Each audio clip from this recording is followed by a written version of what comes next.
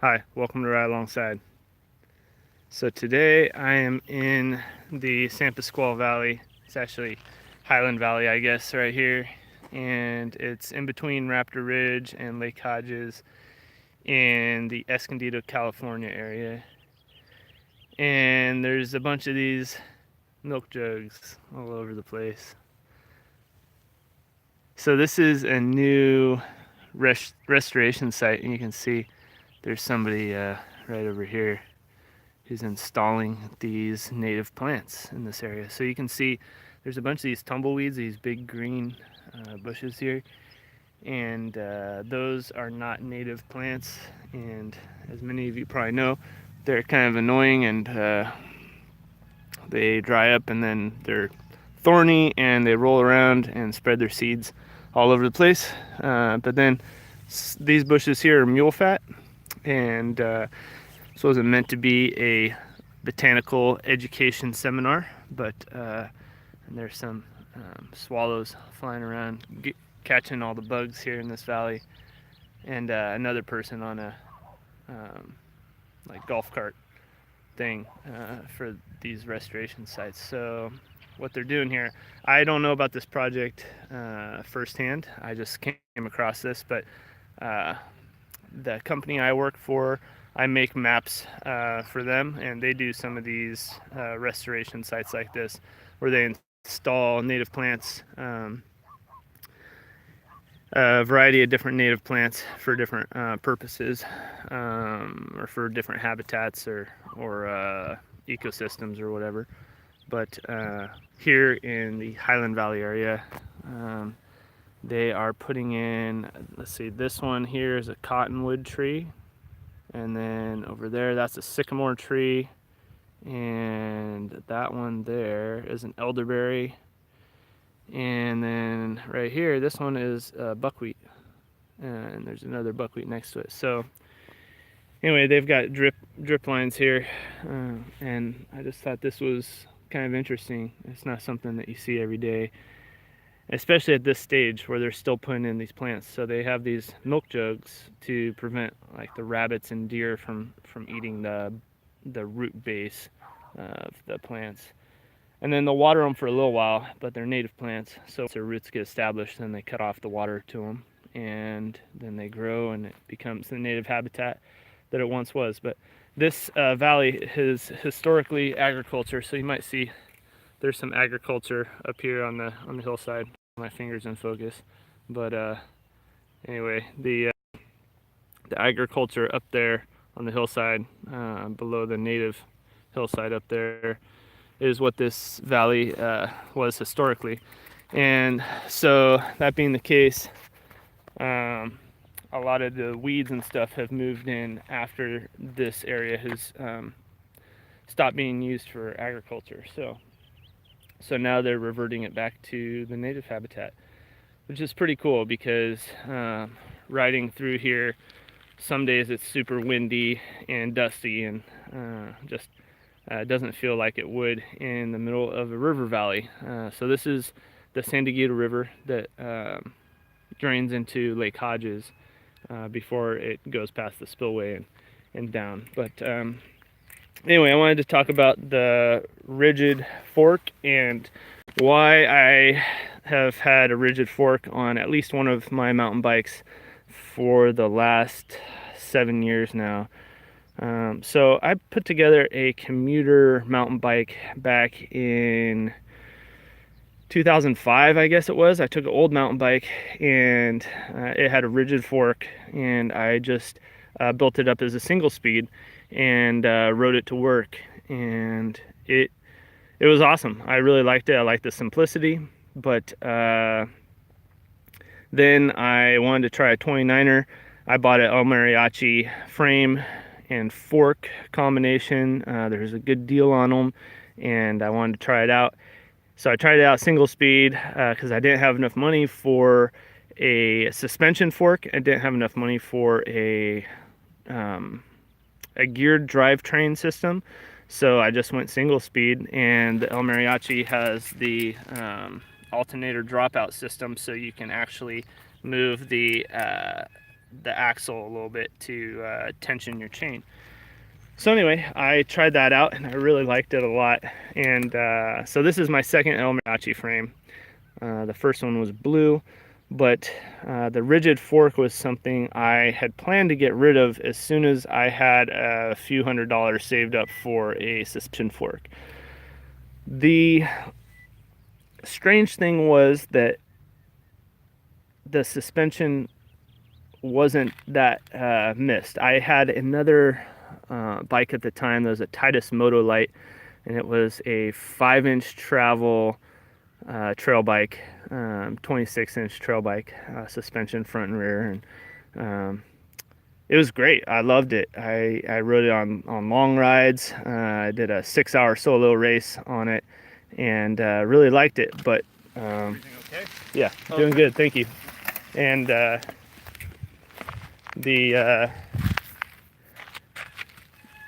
didn't have an issue with the suspension, but I had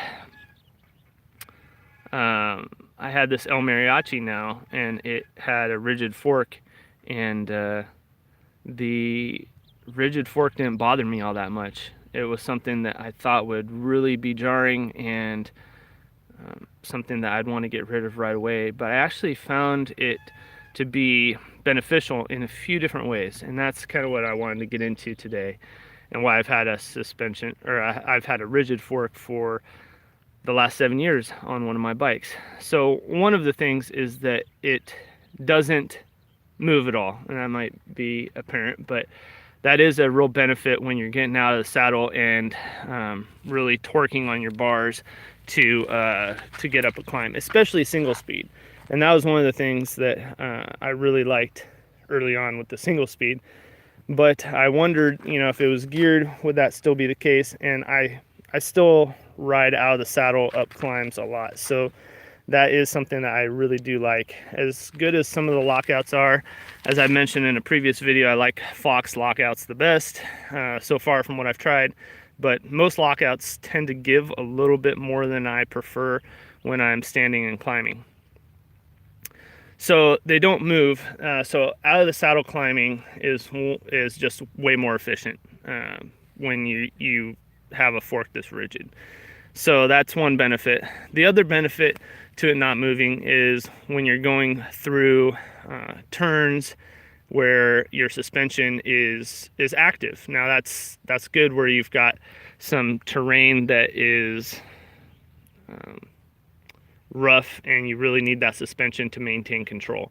However, when there's a few different circumstances, and they are somewhat rare, but there's a few different circumstances that I've found where my suspension dives when I'm braking into a corner, and that sensation I just do not appreciate.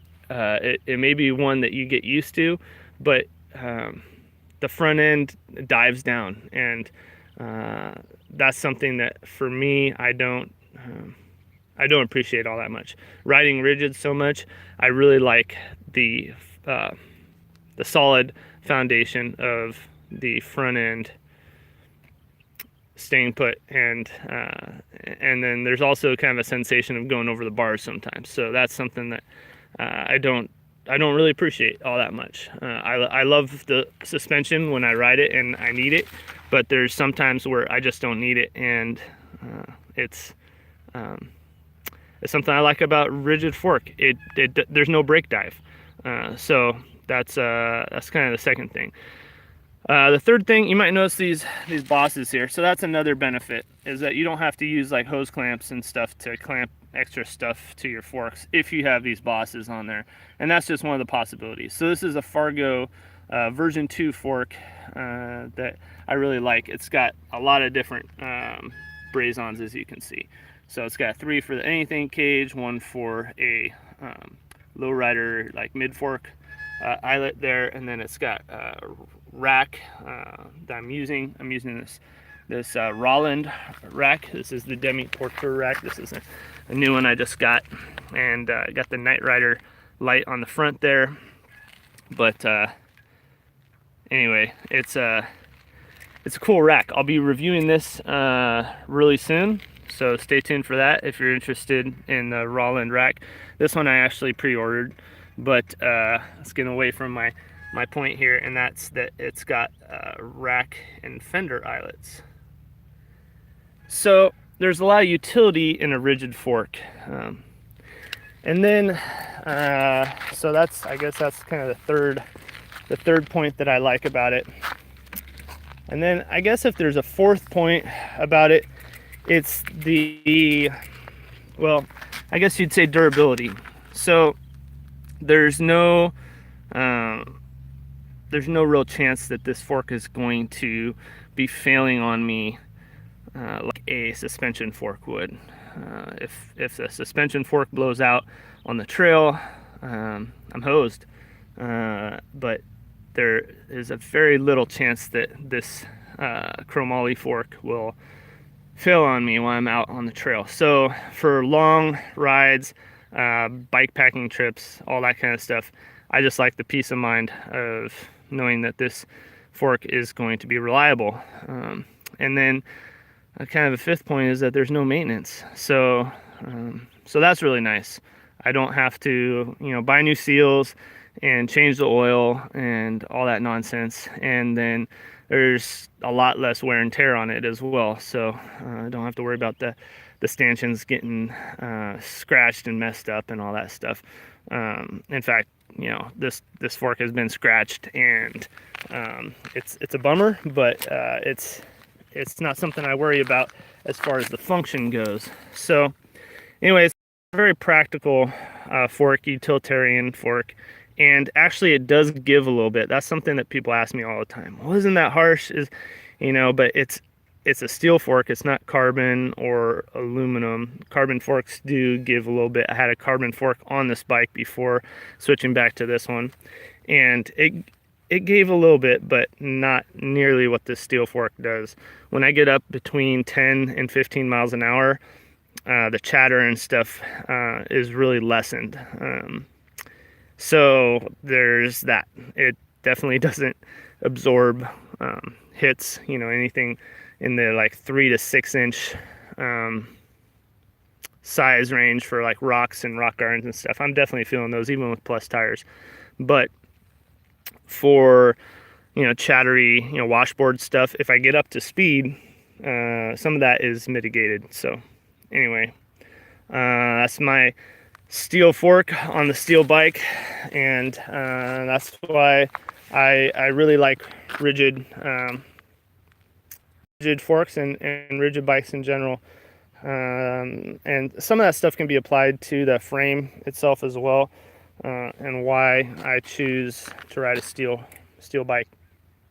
But anyway, you can see a little bit about my mentality of fork choice and why that's something I've found to be valuable and keep in my stable. So let me know in the comments below what you think about that, what you've tried, what kind of things you value in your bicycle forks, and why. Here I'm riding on this. It's kind of like an old dirt road, so there's a lot of that kind of stuff too. So for mixed terrain, where I'm riding single track and some fire roads and some pavement and kind of who knows what, a rigid fork is great for that. It's pretty efficient, and don't need a suspension fork for a lot of this kind of stuff. Some of it is a little bit bumpy, and it'd kind of be nice to have some suspension fork on some of it, but honestly, it's not really needed for most of the riding I do.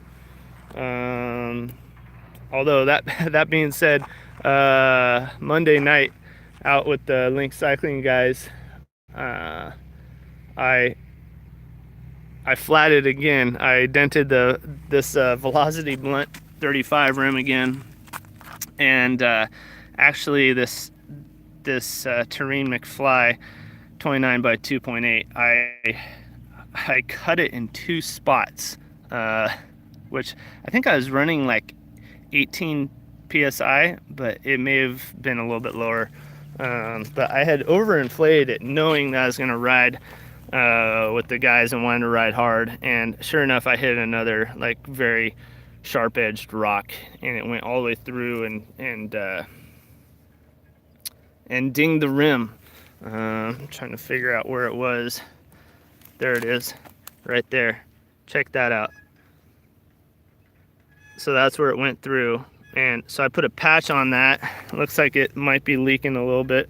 It looks pretty good, but then, I don't know if you can see that, but that's, anyway, somewhere right there is where it actually cut through the bead as well. So 2 spots. So that's one of the downsides of riding rigid. You kind of have to know your limits and ride slow through sharp edge rock gardens. That's the second one in a month for me. I cut the Chupacabra that way too. Or no, sorry, the Chronicle, Maxxis Chronicle, and that tire was done. So anyway, this is the restoration site like I talked about in the beginning of the video. If you have any questions about that kind of thing, let me know. Something I've been doing for, I don't know, 13 years now, something like that. 12 or 13 years. Been making maps for not necessarily restoration stuff. That's a small part of what the companies I've worked for do. But anyway, I make maps for an environmental planning company, and so we do a lot of stuff for our clients, and this is kind of one of those things. If they have an area that's been disturbed or overtaken with non-native weeds and things like that, we can go in there and help them get it back to more of like a native habitat, kind of like that stuff over there. So anyway, that's where I'm headed. Thanks so much for watching. Really appreciate the views, guys. I am trying to do more of these live videos, trying to do like one a week and get those uploaded. I have a lot of reviews to be doing, so there should be a lot of those seen real soon. Just to name off a few of those, I've got that E13 cassette. I've got the Timber Bell. I've got the Wolf Tooth Components Boostinator kit that I need to do a final review on. I've got this outer shell bag, rack bag that is great. I can't wait to tell you guys all about that thing. And then the Rolland Demi Portour rack that I just mentioned with the Knight Rider mounted on there. And I've got some Knight Rider Lumina comparison videos that are in the works. So got a lot of stuff kind of up and coming, but just trying to get a ride in and wanted to make sure I updated you guys, and thought this was kind of a cool site that I haven't talked about before. So anyway, hope you all are doing well. I'm Nick from RideAlongside. I'll have more content coming for you real soon.